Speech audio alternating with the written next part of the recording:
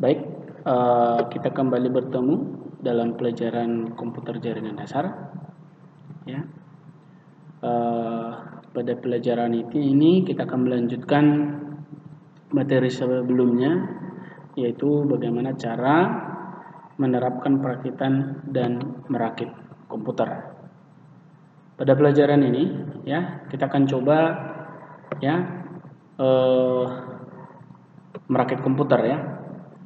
Ya, perlu kita lakukan ya, tahapan yang perlu kita siapkan dalam perakitan komputer adalah, yang pertama adalah adanya persiapan, yang kedua perakitan, pengujian dan penanganan masalah ya. Nah, di sini ya, yang perlu kita rakit ya, di sebelumnya juga kita sudah coba belajar apa saja yang kita perlukan dalam merakit dan apa saja hardware yang kita gunakan dalam perakitan. Nah, dalam persiapan ini ya, perhatikan di sini yang perlu kita perhatikan, persiapan yang baik akan memudahkan dalam perakitan komputer serta menghindari permasalahan yang mungkin timbul. Hal yang terkait dalam perakitan yang pertama ya, penentuan konfigurasi. Persiapan komponen ini sudah kita pelajari sebelumnya, dan pengamanan. Nah, yang pertama penentuan konfigurasi. Konfigurasi komputer berkaitan dengan penentuan jenis komponen dan fitur dari komputer serta bagaimana seluruh komponen dapat bekerja sebagai sebuah sistem komputer sesuai dengan keinginan kita. Artinya di sini kita tentukan dulu konfigurasi komputer yang kita butuhkan untuk kita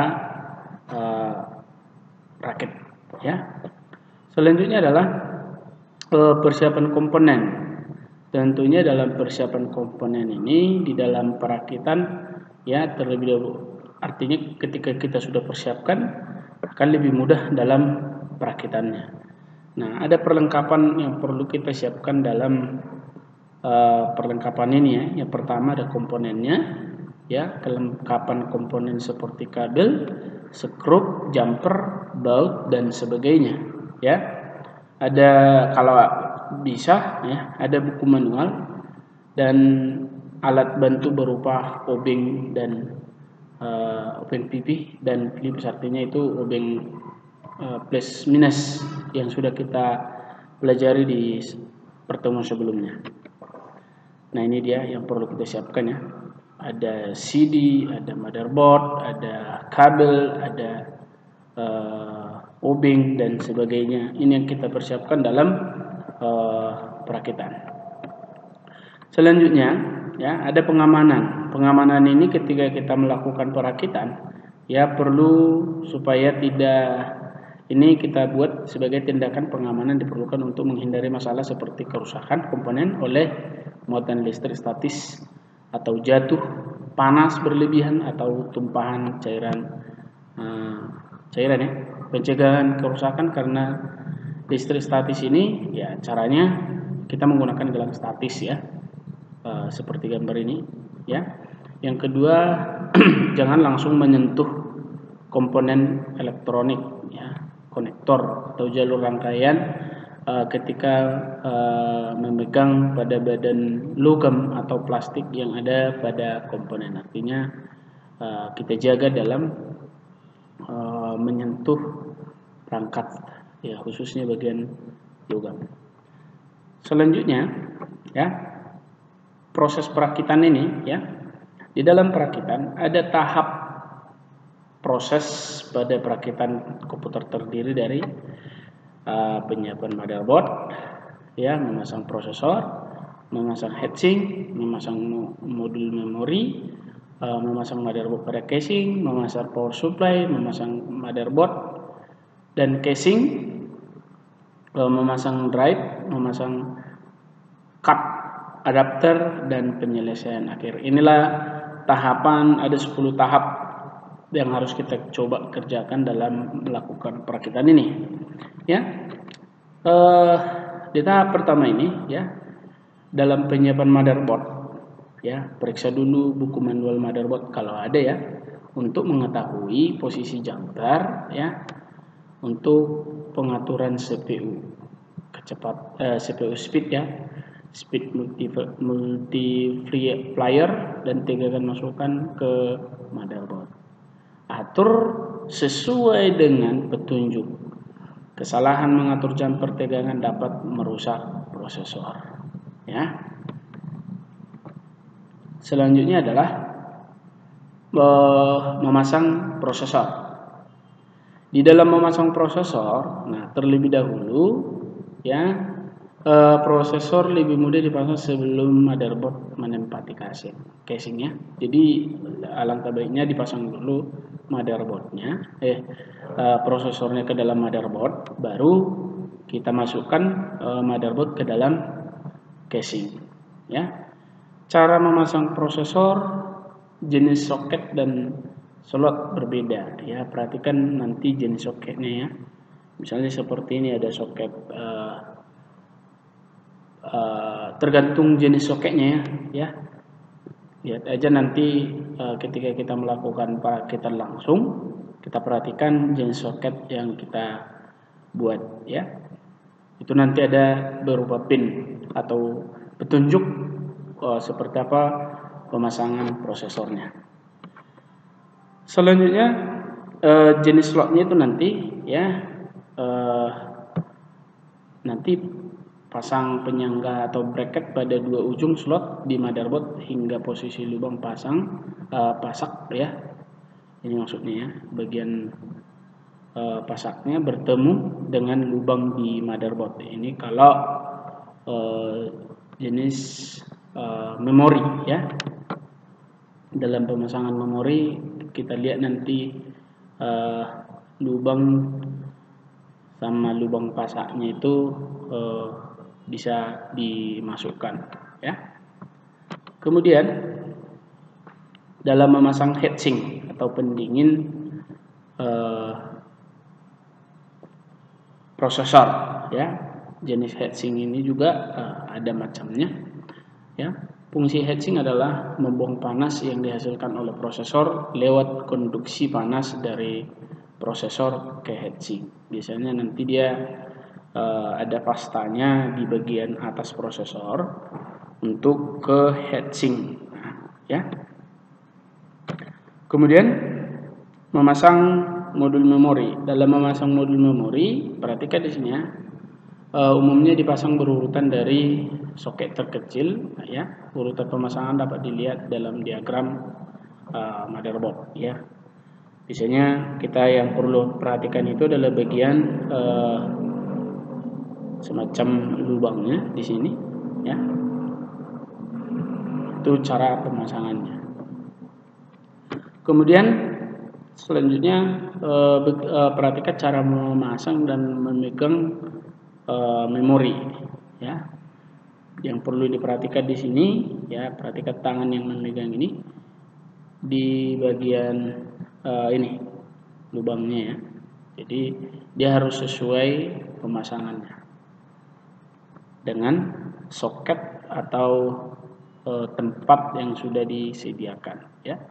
Karena tergantung jenis memorinya ya. Ada yang DDR ya, ada yang DDR1, DDR2 dan selanjutnya ya. Kemudian memasang motherboard pada casing ya. Motherboard dipasang ke casing dengan skrup dan dudukan atau stand off. Artinya ini biasanya sudah ada dudukan seperti ini di dalam casing ya, untuk ke motherboard ya. Tinggal kita meletakkan dan menguncinya kembali ya. Kemudian memasang power supply. Beberapa jenis casing sudah dilengkapi dengan power supply ya. Biasanya memang ketika kita membeli casing itu umumnya sudah ada power supply di dalam ya. Jenis-jenis power supply kita sudah pelajari sebelumnya, ada tergantung jenisnya kita ya untuk dalam pemasangan power supply-nya. Kemudian memasang kabel motherboard dan casing. Nah, perhatikan di dalam memasang kabel ke motherboard, ya, banyak kabel-kabel yang dapat dipasang ke motherboard dan casing. Ada itu kabel data, ada pasang kabel khusus untuk kabel IDI ya. Ini kabel data, kabel IDI ini ya. Untuk motherboard non ATX ya, tergantung jenisnya ya. Baru pada bagian belakang casing terdapat lubang ya untuk memasang port tambahan jenis non slot. Ya, bila port mouse belum tersedia di belakang casing, ya maka card konektor ya, biasanya untuk mouse harus dipasang lalu dihubungkan dengan konektor mouse. Biasanya untuk motherboard ini sih pada umumnya sudah ada ya. Hubungkan kabel konektor dari switch di panel depan casing, LED atau speaker internal, LED ya tadi, dan spot yang terpasang di depan casing ke motherboard. Inilah yang perlu dipasang dalam kabel dari casing ke motherboard. Kemudian ini jenis-jenis kabelnya tadi ya. Ada kabel power ya. Ini untuk pemasangan ID LED ya, ada speaker, ada untuk reset yang di depan di depan casing ya. Ada power ya. Nah, ini pemasangannya. Ya. Itu yang perlu kita pasang dalam memasang kabel dari casing ke motherboard. Selanjutnya adalah memasang card adapter. Ya, card adapter ini yang umum dipasang adalah video card, sound card, network card, modem, dan SCCI adapter. Video card umumnya harus dipasang dan diinstal sebelum card adapter lainnya. Ya, ini kalau diperlukan biasanya sih ini sudah ketika kita melakukan penginstalan atau ketika kita melakukan perakitan di sekarang ini. Untuk video card atau